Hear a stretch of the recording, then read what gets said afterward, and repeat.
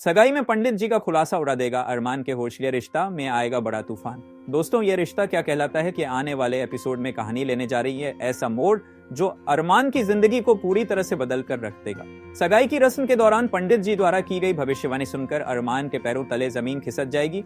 दरअसल ट्रैक की शुरुआत होगी अभीरा द्वारा अरमान को भेजे गए डिवोर्स पेपर्स से। ये कागज देखकर अरमान को गहरा झटका लगता है। उसके दिमाग में एक ही सवाल गूंजता रहता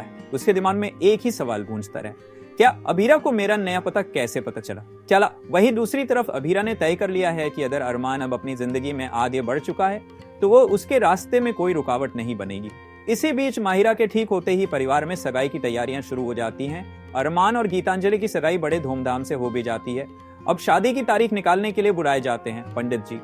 अरमान अपनी कुंडली तो साथ नहीं लाया होता, लेकिन उसे अपना जन्म समय याद होता है। उसी के आधार पर पंडित जी कुंडली बनाते हैं। जैसे ही वह ग्रह योगों पर नजर डालते हैं, उनके चेहरे पर चिंता की लकीरें उभर आती हैं। अरमान की जिज्ञासा बढ़ जाती है, लेकिन तभी दादू का फोन आता है और वह बाहर चले जाते हैं। बाद में पंडित जी चुपचाप अरमान को एक कोने में ले जाकर कहते हैं, तुम्हारी कुंडली बताती है कि तुम्हारी शादी 2 बार पहले ही हो चुकी है। अरमान चौंक जाता है। 2 बार? पंडित जी कहते हैं, हाँ, और दोनों बार उसी एक लड़की से।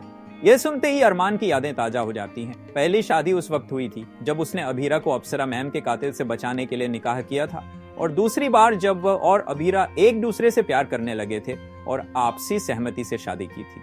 अरमान स्वीकार करता है, आपने बिल्कुल सही कहा, मेरी शादी 2 बार हो चुकी है, और दोनों बार सिर्फ उसी एक लड़की से, अभीरा से। लेकिन पंडित जी यही नहीं रुकते। वे चेतावनी देते हैं, अगर तुम तीसरी बार शादी करते हो तो यह शुभ नहीं होगा। तुम्हारी कुंडली कहती है कि तुम्हारी जिंदगी में बार बार वही एक लड़की लौटेगी।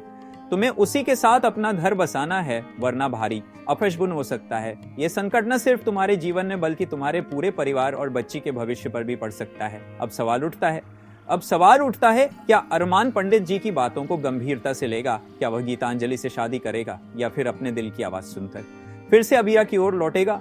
अब देखना दिलचस्प होगा कि भाग्य के इस इशारे को अरमान कैसे समझता है। दोस्तों, आप क्या सोचते हैं? क्या अब अरमान और अभीरा को फिर से एक हो जाना चाहिए?